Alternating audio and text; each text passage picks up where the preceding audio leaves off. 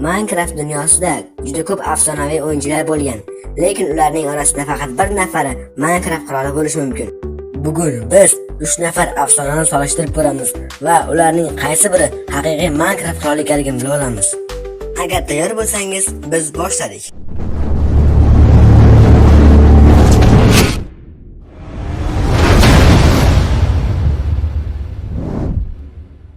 Keling, dastlab Minecraftdagi eng tez speedrunner, ya'ni Dream haqida gaplashsak. Dreamning asl ismi Clay. U 1919-yil Amerika Qo'shma Shtatlarida tug'ilgan. U Normandiya Minecraft o'ynashni 2014-yildan boshlagan va uning hozirda YouTube kanalida 32 milliondan ortiq obunachisi bor. Va Dreamning kanalida ko'rishlar soni 3,5 milliarddan ortiq. Dreamni Minecraft o'ynashga keladigan bo'lsak, Dream Minecraft tarixidagi eng tez speedrunner, eng aniq fikrlovchi va qochishni ustalik bilan bajaruvchi o'yinchi sifatida tanilgan. Ba'zilar u faqat Minecraft o'ynamaydi, balki u uni boshqaradi deyshadi. Dreamni mashhur qilib yuborgan videolardan biri mana bu video. My dream! Wait, what? Oh my god! Dream Minecraftdagi eng tez speedrunner deb qabul qilingan sababi u Minecraftni eng tez yutgan o'yinchidir, ya'ni 22 daqiqa 55 soniya. Dream bu ishi bilan Guinness rekordlariga kiritilgan. Oh yes! Keyingida esa o'sha mashhur afsona Technoblade 1991-yil AQShda tug'ilgan. Uning asl ismi Alexander. 2013-yildan boshlab Minecraftni faol o'ynash boshlagan. Uning YouTube kanalida hozirda 17,5 milliondan ortiq obunachisi bor. Ko'rishlar soni esa 1 milliondan ortiq.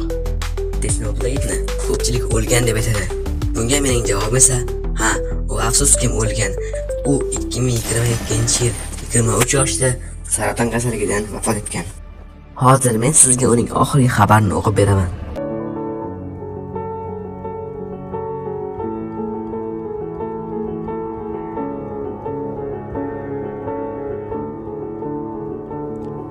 Salom. Technoblade'ning otasiman. Bu videoda sizlarga uning oxirgi xatini o'qib bermoqchiman. Salom hammaga, Technoblade sizlar bilan. Bu videoni ko'rayotgan ekansiz, demak men o'lganman. Bu mening sizlar bilan bo'ladigan oxirgi suhbatim. Mening haqiqiy ismim Alex. 2016-yilda chiqqan videoda akamga meni David deb chaqirishni iltimos qilgan edim. Va bu bizning ajoyib hazillarimizdan biri bo'ldi. Shundan keyin internetda minglab odamlar menga shaxsiy savollar berishardi. "O, David, qalaysan?"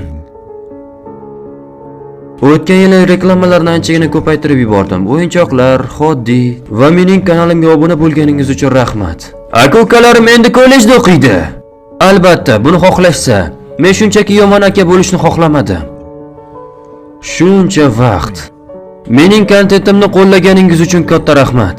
Agarda menga mingta hayot bo'lganida ham men har doim Technoblade bo'lib qolishni tanlagan bo'lardim. Mening hayotim sizlar bilan ajoyib o'tdi. Umid qilamanki mening kontentim sizlarga zavqlanish va kulgu olib kelgan va barchangizni baxtli va uzun hayot kechirishingizga tilakdoshman. Sizlarni yaxshi ko'raman. Ha, bu Technoblade'ning oxirgi so'zlari edi.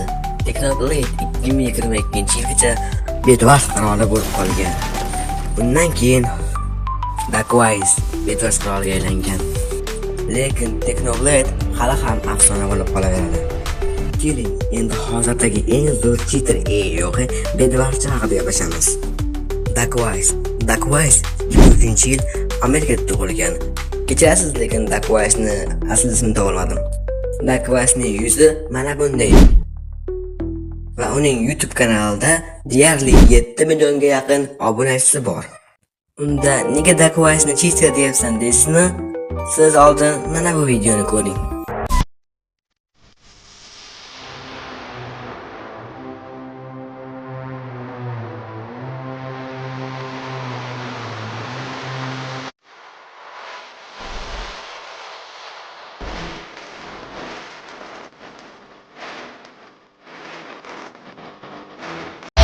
Nima?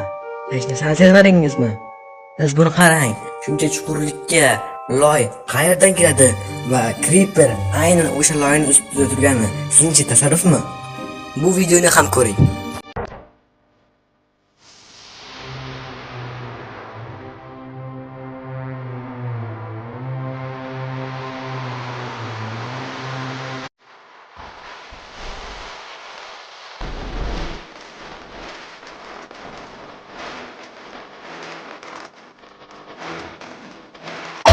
To'g'ri, bu video bir qarashda juda ham ta'sirchan va emotsiyalarga boy tuyuladi.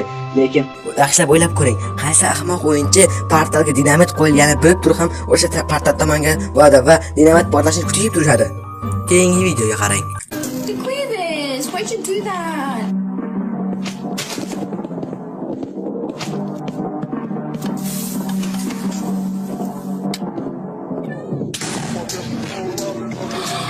Agar sizga ham TNT yozilsa, shuni qarab turasizmi? Yana oxirida deb endi bu videoni ko'rsangiz, siz prosta hayron qolasiz. Qarang.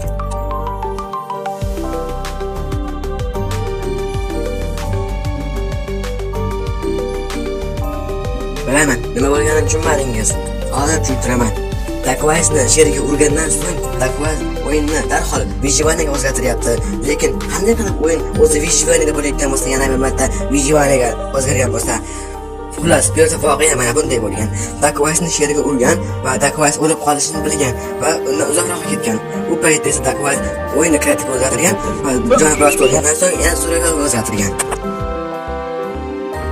Keling, endi kimga qanday nom berishni aniqlashtirib olsak.